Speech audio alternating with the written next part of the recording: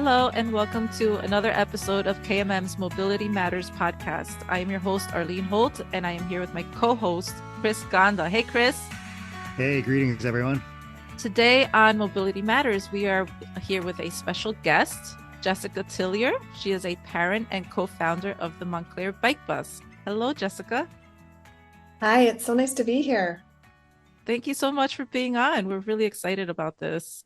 Just so that our listeners get a little bit of information and background about you, can you tell us a little bit about yourself and how you became involved with the Montclair Bike Bus? Sure. So I'm a fairly recent Montclair resident. I've been here just over a year now, and I'm a mother of two young kids. I have a 4-year-old and a 6-year-old. I also am a designer, and so I'm always thinking in terms of how to create a better world through design, and an active daily cyclist. So I know that so many people find biking as a fun weekend recreation activity, but I really believe that biking is an awesome way to just get around town and do what you need to do, rather than getting into a car.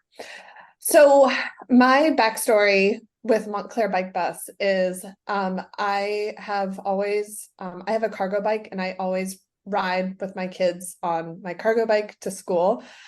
And I was honestly feeling pretty alone. I would be on the road and I wasn't seeing a ton of other bike commuters. I would see, older guys in Lycra that were out there like cruising, which, more power to them. I think that's great. But I wasn't seeing like people like me in just like Converse sneakers and jeans, just getting to school.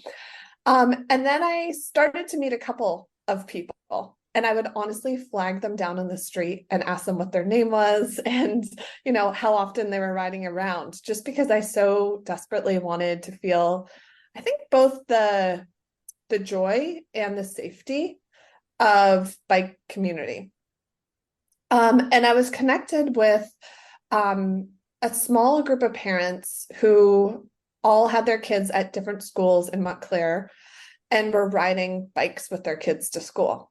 And so there was just like 6 of us. And so one night we all got on a call and we all started to talk about what we had seen in the media, which is this thing called Bike Bus. So there's these viral videos you've probably seen out of Portland and Barcelona and other places in the world where parents and kids bike en masse together, following a route to school. So, we thought about that might be a really great thing for us to do here and to encourage more parents.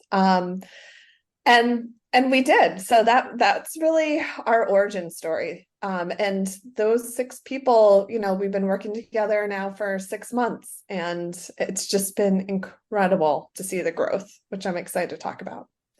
Yeah, it's really fantastic. Now, would you say a lot of this had been inspired more after the pandemic, or was this people who had found cycling during the pandemic, or is there any relationship between those things? Oh, I love that because I was just thinking about this yesterday. I think the national and global momentum of Bike Bus and the pandemic are so interlinked. I think the pandemic helped people reconnect in some ways with nature and the outdoors, Yeah. and also taught us how much we want community and the sense of togetherness. And in our bike bus, I just see that. I also think a lot about kids, how during the pandemic, their school was basically a screen. And then also, at school, because we haven't figured out how to deal with assault weapons in this country, kids are often in lockdown. So, Hmm.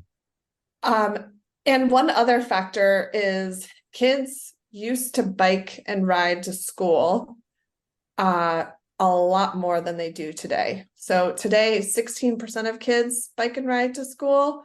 In like the 50s, that was 80% of kids were biking and riding their bikes to school. And so I think that there's these sort of like interlinked, interconnected things where the pandemic taught us what really matters to us. And I think for kids, they want to have this sense of freedom and autonomy that because of the way the world is right now, they don't always feel at school or even at home. And so a bike bus really helps create for parents and for kids community, joy, and just like liberation for everybody. Right. Wow.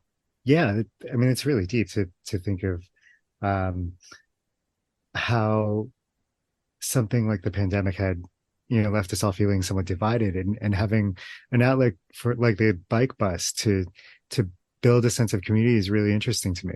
And we Yeah. have, some, standalone bike events here. Yeah, we're in our service area in Middlesex County. But to think of how it builds a community of people who are, interested in not just gathering, but also doing something active together, and using that as a transportation outlet as well is really fascinating to me. So, Yeah. with the six parents that you had gathered together with this idea, what were your initial fears when it came to putting this program together? And I could say cars is the easy thing, but was there something deeper than that?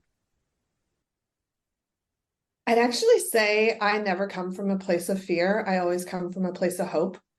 And for the most part, I think that's what's actually really special about our six leaders is we all had so much optimism and hope and so little fear.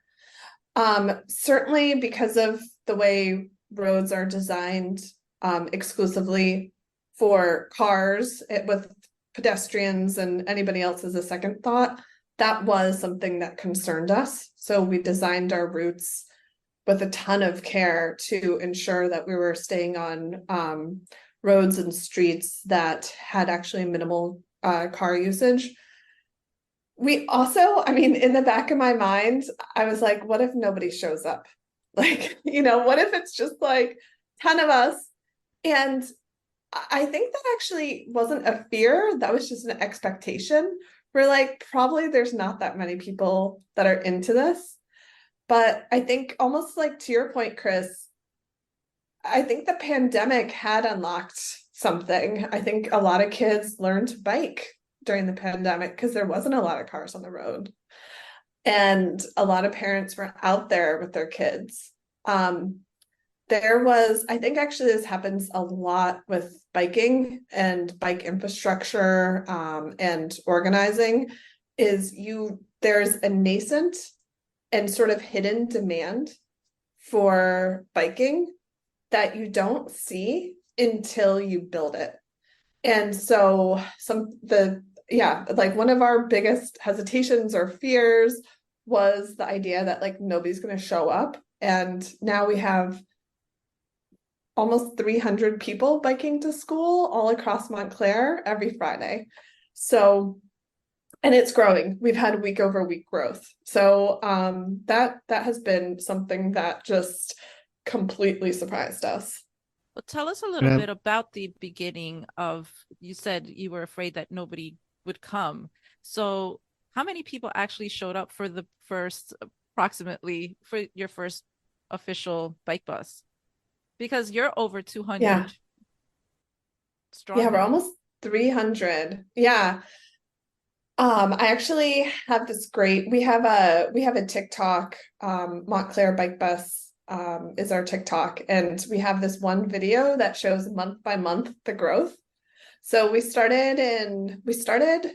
officially launched in March, but we started in February. And absolutely the first I guess one other thing just to let your listeners know is that Montclair has a school system, is an unzoned school system. The idea was that it it is meant to be an equitable school system. So it's not like you go to school near your house. you're kind of placed in all of these different schools. And the beauty of that is each school has the amazing diversity that this town has within the school. So you have kids that are like biking 3 miles to get to their school. Um, so we had to organize a bike system that worked for all of our elementary schools. That's where we really started. So in February, at each one of those schools, which there's 7 of, there was like 3 families maybe. So like 1 parent and maybe 2 kids. So maybe we had 20 people altogether. But honestly, word started to get out. And something that we had talked about is how the recycling movement was built in the 80s, which was don't go to adults and tell them to recycle. Go to kids. Teach kids the benefits of recycling and then have them bring that home. And that was kind of our model with Bike Bus. We like made kids shirts. We made stickers. We would be giving them out at schools. We had these really fun weekend events where, we had donuts and we talked about Bike Bus, and it just kind of spread through the schools. So what started to happen is kids were telling other kids, yeah, I do the Bike Bus. It's so much fun. And then they would go home and tell their parents, like, I have to do this. All my friends are doing it. And so we would be getting these emails where parents were asking us, tell me more about Bike Bus. One really important thing we did was very quickly, we created a website with all of our routes on it. So that's montclairbikebus.org. And we also published some like safety rules and just like general like myths and facts about biking. And we created a WhatsApp group for each school so that it was really easy for parents to like communicate, get the latest information, and for us to share like, hey, reminder, we're riding this Friday, make sure you have air in your tires, like, let's go. So it kind of became known throughout town very quickly as this like joyful party to get to school on Fridays. And that was the vibe that we wanted, is like safety number one. But we really wanted it to feel like this is so much more fun than sitting in your car or even sitting on the bus. Like this was this awesome alternative to gas transportation vehicles. For kids, it's easy for them to say, I want to ride the bike bus. I want to be part of the bike bus. But I'm sure that many parents have their concerns about, is the street safe? Yeah. Or so how do you help overcome those obstacles so that parents can be encouraged to participate in the bike bus? Yeah, that's definitely a question that we hear. And I've talked about this before. My general feeling is when somebody has an argument against something, rather than telling them no, listening to them and really like understanding and having empathy for that concern. And that's the approach that we try to have, is one-on-one conversations. I've offered also to go out on rides just with parents, so that they could sort of experience it. Something else that was really helpful for Bike Bus is before we officially launched the Friday rides, we had a weekend ride where it was a very quiet Saturday morning. We chose a very short, relatively safe ride. And we ended up getting 110 people coming to that event with minimal advertising. But it was a great way for anybody who was scared to experience how comforting it felt to ride with a large group of people. And I was talking to actually one mom who I had met her before we started the bike bus at an event for us to talk about the future of transportation infrastructure in Montclair. And she said, with a lot of like strong feelings, I will never bike in Montclair. This is not safe. People drive too fast. People like, this sort of general sentiment of like, people in New Jersey only care about cars. Like, you can't be anybody else on the road. And I convinced her to come to our weekend ride and just to experience how lovely it would be. So she came, she loved it. And then I started seeing her on her bike on the road, like pretty frequently. And I asked her, I was like, what happened? And she said, I just needed somebody to hold my hand, basically, and to show me that like this is so possible. And now she's like, now I like go out, I get my dry cleaning on my bike. Like I go places that she said she's embarrassed that she used to drive too. She was like, it was just half a mile and I was driving when it takes me 2 minutes on my bike to get there. Like it completely changed her. And now like her kid rides in the bike bus and she's recruited a ton of people to ride with us. So I think that's what it takes. And I've talked to other parents too that say, I'm still not ready to ride by myself without the bike bus, but the bike bus makes me feel so comfortable because it's a large group of people. We're so organized and it just is a different feeling.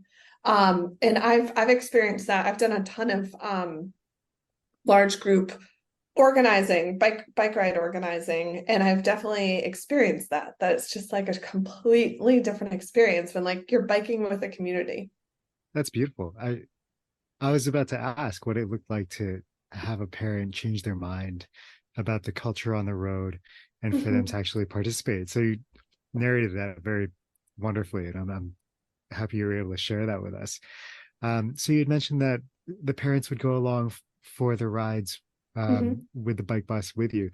So do you have any other types of volunteers aside from parents or any Yes. local cyclists or who else has gotten involved because of what they were seeing? Yeah. That I mean, my favorite people that ride with us are actually the non-parent volunteers. So we have volunteers of all ages that ride with us. There's actually a police officer who's not really on duty when he rides. He loves biking. So he comes and he rides with us and he's incredible because like he always helps us understand that what we're doing is lawful. Like a group of people are 100% allowed to be on the road. A bike is allowed to take the lane. Like what we're doing is absolutely fine. We have this like kind of like young hipster guy that is a bike mechanic that had heard about the bike bus and he like just loves it. And he comes and he rides with us and the kids all love him. Like he's like become just like a fixture on our ride.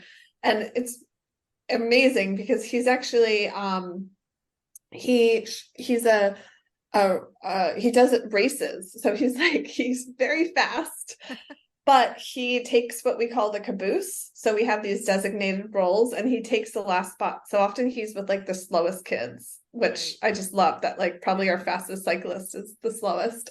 And then we have a bunch of retirees on all of our rides. And they're either, I mean, some of them live in town, some of them don't, but they just come to help. And they're also beloved, like kids love and honor elders in a way that like the rest of us don't always. And I think bike bus feels purposeful for all of us, but for our folks that are retired, it really is a place for them to like connect with different generations and connect with kids and just have a great time on the road. So yeah, like we couldn't do it without the people that volunteer on our ride. What is the relationship between the bike bus and the schools as far as there any kind of involvement between administration and the group, or is it Yeah, outside? it for the most part it's outside. It's interesting. Each of the 7 schools, actually we serve 8 schools now.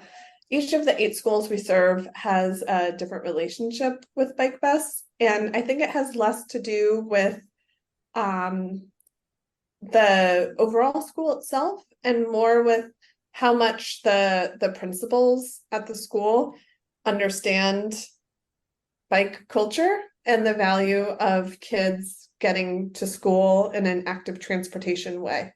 So I think, unfortunately, in a lot of school cultures, we we're on the side of safety in a way that um, really champions cars over anything else, Mm-hmm.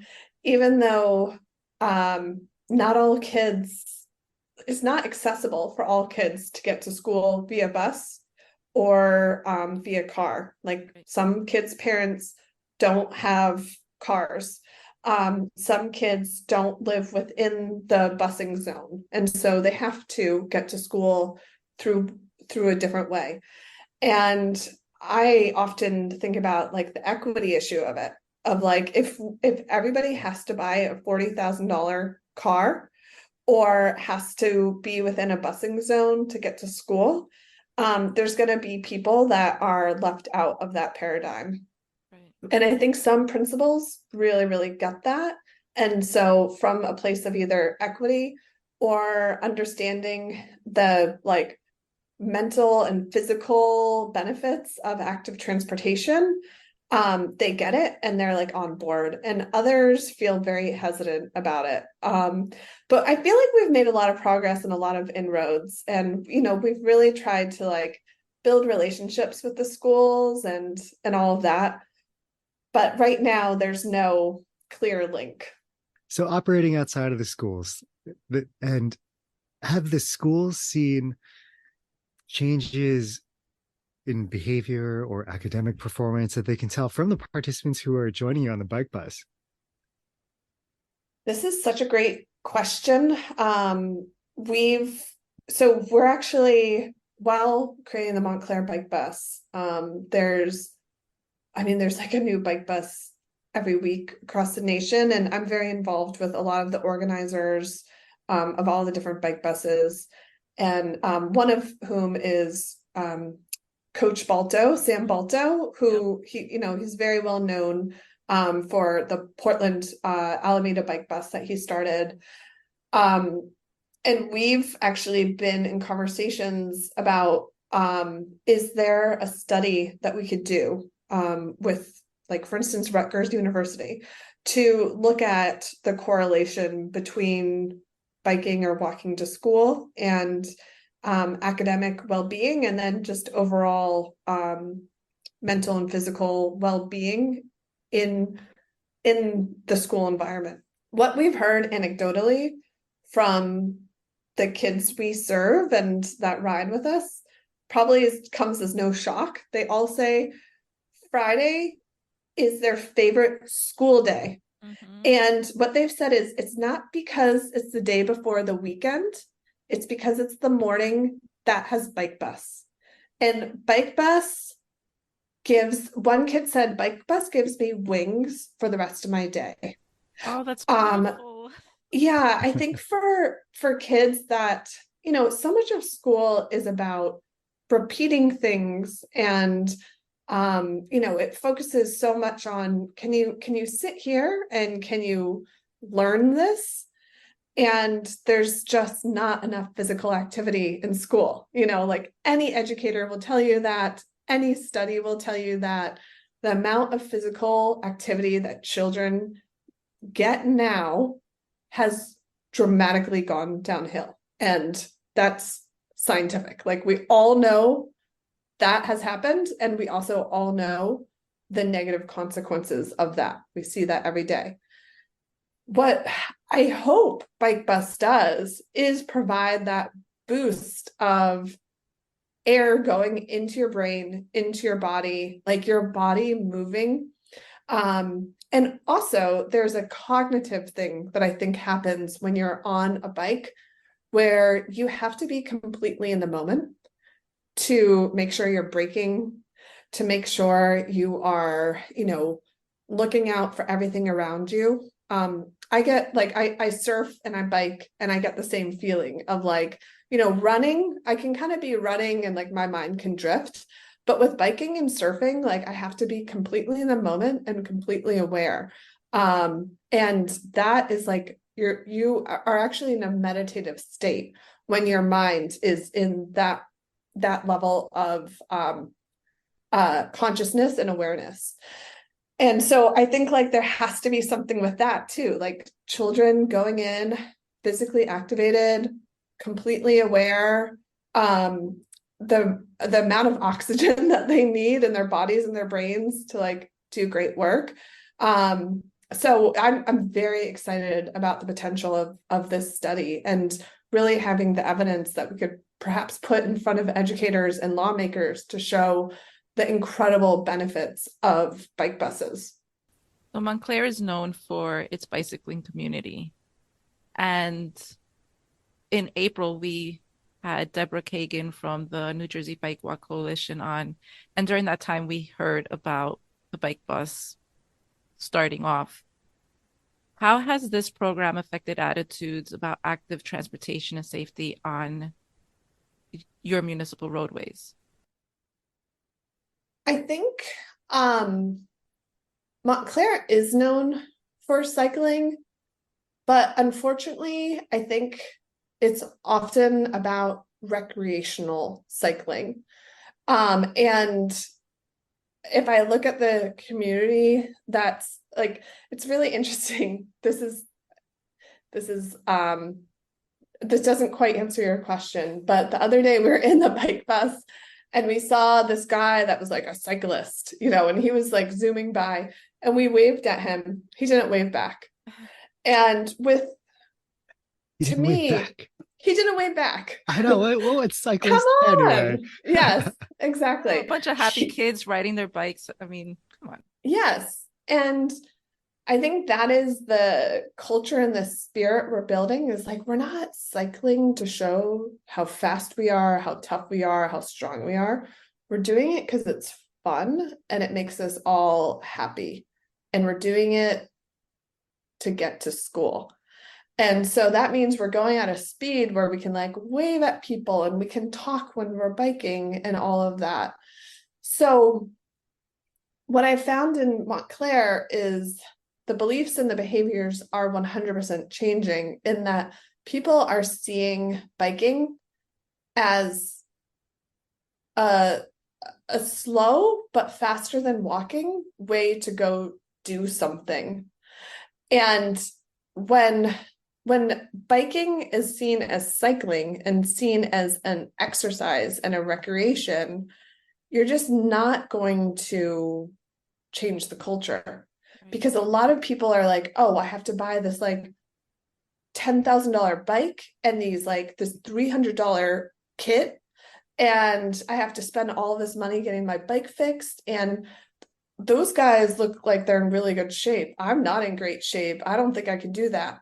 Like, all bodies belong on bikes. We have a woman that rides a tricycle. I was actually riding with her yesterday and she's like, yeah, I never learned how to ride a bike. And I was like, I love it. I love it. Like, she bought that tricycle because her daughter wanted to join bike bus. Wow. And so she found this adult tricycle and now she rides on that. And she said like she zips all over town doing all types of things. And she's like, they're cool, They're really popular nowadays. I was going to say there's a whole tricycle community that has sprung up. Yes.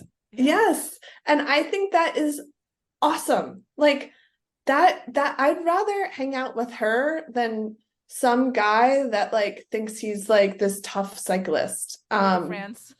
Yeah, like, you know what? And I always feel like, yeah, it's like you're not going to be in Tour de France. Like you're just bought a lot of stuff and it's really expensive.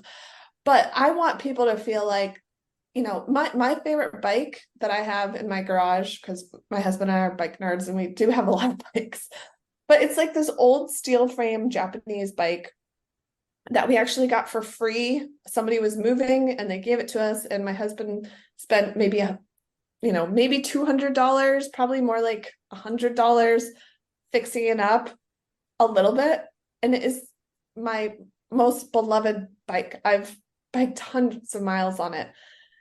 And that's the culture shift we're starting to see is people understand. Like I intentionally like try to dress in the most normal way when I'm biking. I'm like, what is the least sporty thing I can wear?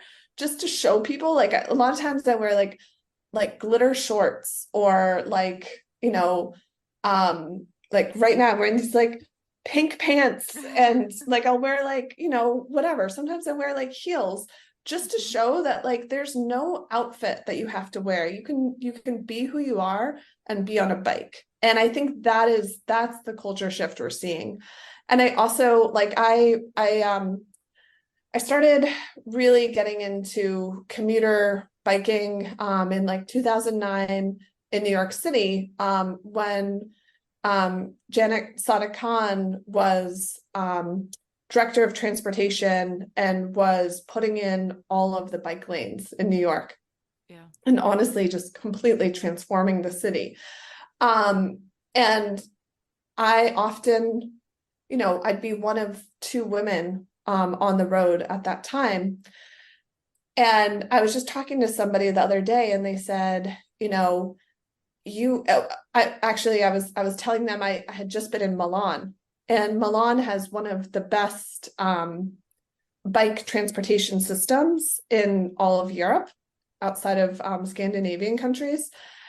And you see women in their 80s riding a bike in a dress and and wedge heels.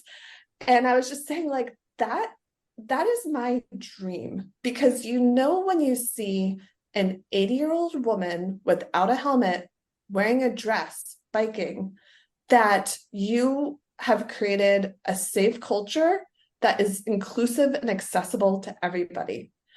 And she's so happy. Like she is so happy. And that's what I want. It's not just for the kids, it's for all ages. So that's why I actually feel like with bike culture change, getting more mothers on the road, getting more mothers comfortable is important.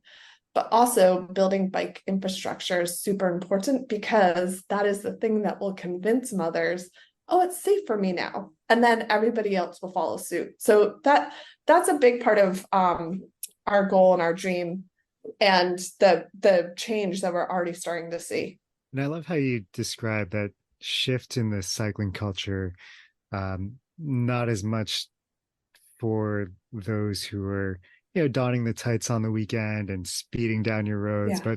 but, also emphasizing that cycling is for everybody and you can dress casually and be on a bike and there's nothing wrong with that. Yeah. Um, and, I've got out in those tight fitting outfits too. Don't imagine Yes. too much, No, please. no hate. But No hate. but it's not my regular attire when I'm riding a bike. Usually I'm out doing errands and Yeah. um but I think we're seeing a lot of that shift in the bikes that are being manufactured too. Like a lot of Totally. these e-bikes that are coming out, they're for people who are going to use them for some type of utility, and not just for those who are Exactly. trying to speed from one place to another, or to score personal records on their fitness apps. So it is wonderful to hear about those changes in Montclair and what you're doing, and to see that happening as well. But I'm all for people wearing whatever they want, Me as long too. as they're comfortable on a bike. But um, and to see that it's less divisive in regards to having a more welcoming culture for people of all genders, of all body types, etc. So I'm really All glad to hear abilities. that from you. All abilities too. Yeah. And yeah, that ranges from kids to grown-ups. Like we have kids in our bike bus on training wheels, and Damien, the racer that I mentioned earlier, like he sticks alongside them and encourages them, and we try and slow down so that they're not too far behind us.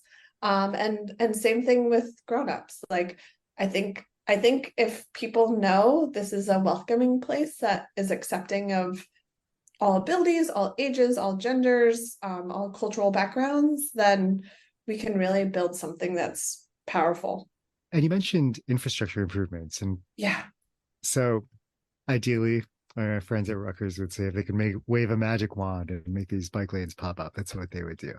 But are there Yeah. any other specific treatments or features that you think would be helpful for a program like yours? Yes, absolutely. Bike lanes, and protected bike lanes, which I think people hear that and they think of something expensive. It really doesn't need to be. Um, I think the other thing is traffic calming. So traffic calming is, rather than using signage or stoplights or kind of traditional ways of influencing traffic, it's actually about designing, knowing that we're all human and we all make mistakes. And if we just design the roads a little bit differently, we can slow down and those mistakes aren't quite as harmful. So I think some ways to do that are actually quite beautiful. So daylighting around intersections is creating a little bit more physical space for people to go through those intersections. That often involves painting around intersections on the road, and some other safety measures and planters. You know, if you I was just watching this beautiful video in Barcelona, where they had converted this four-way intersection into an area for children to play. And, you know, they're saying actually just 5 years ago, this was a very dangerous intersection. City planners realized maybe this shouldn't even be an intersection anymore. And they completely converted it. And now you hear the birds, you hear children playing and laughing, like you see these really beautiful natural measures to have traffic move around it. Another great thing I think is just thinking about rotaries, thinking about making some streets that are now two ways a one-way street, actually pretty easy. And something I think New Jersey actually has going for it is we, especially in Essex County, are pretty good about maintaining our roads. So while maintaining those roads, why not just add a few more inexpensive features to calm traffic?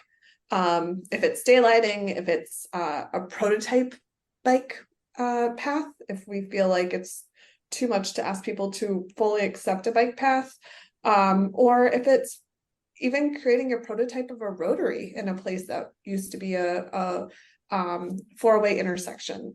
These are all things that they've done across the country and in all different countries around the world, and I think can really be done well here. Yeah, you've been a strong advocate for infrastructure changes within your community. I know that you've Mhm. spoken at council meetings and of course with the co-founding of the bike bus. So that is really important for communities to have a champion. How has the reaction been by elected officials? The thing I love about Montclair is there's people that have lived here all their lives or for generations and have like made this town so great. And then there's people that come from all over the world or different cities to be here. So it really is a place that is, and there's so many creative people here. So it's really a place that has all of these incredible ideas. We just had a grant for over $500,000, a federal grant that we're trying to apply for. We got it pretty far. We were in conversations with the town's grant writer. We had some support within the city council. There is some supporters. There's definitely some people that get it. But our planning committee shut down the opportunity for this grant because it felt like it might be too divisive. This was a safe routes to school grant that would have literally made it safer for our kids to get to school by focusing on school zone areas. It did involve some ideas around bike lanes, none of which the taxpayers would have had to pay for. It's coming from federal grants that have been set aside for a long time. It also involved opportunities for better signage, for some traffic calming prototypes. So we lost all of that because I think our town leaders don't have the ability to really imagine the possibility. And I get it. Like if you haven't experienced what this can be, I get that maybe they don't actually completely understand it yet. So we're going to continue to try to work with city leaders, or maybe some of us will become the leaders ourselves. But it really is time, I think, across this country for leaders to wake up. And it's not just about the health benefits for the individual and also for communities to feel that sense of gathering and togetherness. It's also for our environment. It's not sustainable to have as many cars on the road as we do. And biking just once a day reduces your carbon footprint that day by 60%. If you look at that, there's been a ton of research on this in Denmark. If you look at that on the global level, like if we had a massive shift in ridership and more people riding, biking is the number one thing that you can do, and that we all could collectively do to dramatically lower our carbon offload and therefore the climate crisis and moment that we're in now. So I think for any political leader to be looking at that data and to understand that for their community, if you want less flooding and less environmental disaster, really helping to create active transportation infrastructure is an amazing way to handle some of those issues. Jess, thank you so much for joining us today. I'm so happy that your not fears, but hopes had manifested into such a wonderful program through Bike Bus. And we know a lot of folks are aiming to replicate this, not just in the state, but nationwide. So if anyone or any of our listeners are interested in learning more and interested in developing a bike bus program in Middlesex County, please reach out to us at Keep Middlesex Moving. And for more information, we'll find a way for you to connect with Jess as well. But thank you, Jess, for joining us today. I'm so happy we were able to speak with you and have this conversation. Do you have any final thoughts or anything else you want to add before we wrap it up, Jess? Any lessons learned or best practices you want to share with our listeners? One thing that I get asked a lot on social media and then just in email is, oh, this looks so cool, but I don't think I could start a bike bus. And I say to everybody that wants to start a bike bus, just to do it. Like, just go for it. Tell other parents. I don't say I'm going to start a bike bus, say I've started a bike bus. And like, go ahead and manifest that into being. Pick your day. Fridays are great. And just start riding to school. So I just want to give, I guess, that encouragement to anybody that's listening and thinks like, wait, could I do that here? You can. You absolutely can. We have a lot of tools actually on our website that we completely welcome for you to use. If you want to reach out to me, I'm happy to give you anything. We've created stickers and t-shirts. We can give everybody the template for everything we've started. And then I also just want to say to you, Chris and Arlene, that we would love for you to come ride with us sometime. So yes, I'm there. if you ever want to drive up, you are more than welcome. Or Yeah, train absolutely. up or whatever. Yeah, absolutely. We will take you up on that offer. Yay. Okay, awesome. Thank you again for your time and for sharing your knowledge and your experiences creating this bike bus. We're really excited to have you on today. Thank you again. And yes, reach out to Chris and our Safe Routes to School program if you want to learn more about creating a bike bus in your community. Thank you for listening. Until next time. Bye. Thanks again. This ad is disseminated under the sponsorship of NJTPA and FHWA in the interest of information exchange.